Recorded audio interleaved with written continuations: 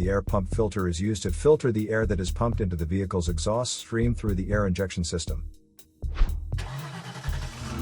It is located inside of the secondary air pump, which lies after the exhaust manifold and before the catalytic converter.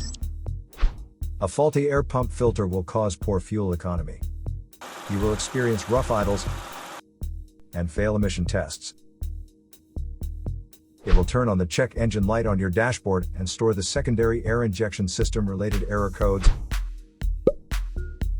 Short distance driving is permitted if you find these symptoms in your car, but your vehicle should be repaired ASAP. To save more money on car expenses, claim a free engine code scanner by clicking the link here or at the description link below. You're also welcome to leave comments below. Our mechanic professionals will answer them shortly.